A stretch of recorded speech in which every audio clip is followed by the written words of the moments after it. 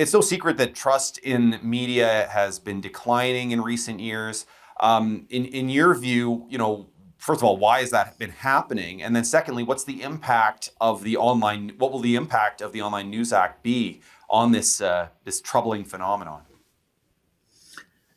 Well, I'll start with the second question first. I mean, putting what happens with the Online News Act is that these commercial agreements, so-called commercial agreements that are supposed to be forced by the bill, are overseen by the CRTC, which must approve them, and the money must be spent in the newsroom, which likely will mean that the CRTC will be encouraging people to spend them in certain ways that the CRTC likes news to be shaped, as it has with a lot of its other regulated projects. So you dedicate so much time and space or resources to this underserved group or that underserved group, etc.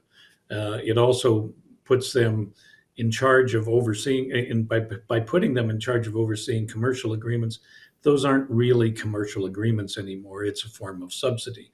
And when it gets viewed by the public at large, it just plants another little seed of doubt in people's minds regarding the independence of the news organizations and their willingness to hold a government upon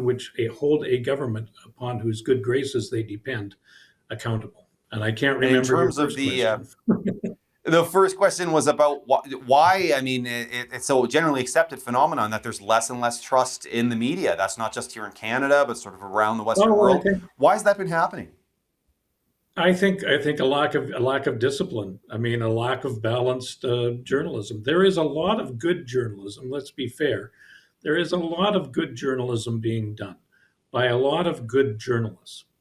But we all get, and one bad apple, is the rule in terms of this. If you go on social media, you will see reporters all over the place, not commentators, not the Andrew Coynes and Susan Delacourts who are paid for their opinions and should freely distribute them.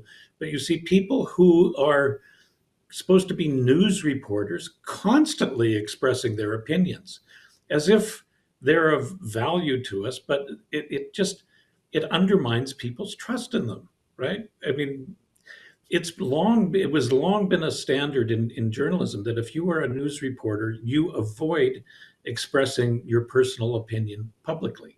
You are expected to behave in an objective fashion. Nobody doubts that you have your own personal point of view, but everybody would expect that you would keep that to yourself or just within a private group.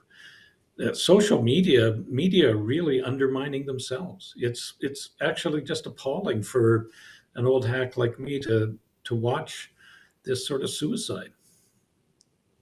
It's interesting when you put it that way, because the analogy I would think of as a lawyer is that imagine if judges were doing this. Imagine if you had judges on social media sort of sharing their opinions on all sorts of things. They've always had opinions, but they didn't publicly sort of spread them around. That would really cast doubt on their objectivity. And it sounds like, in your view, that's exactly what's happened with journalists. They've always had personal views, but they're airing them in a way now so constantly, so perpetually everywhere, that it's hard for people to trust them as being objective.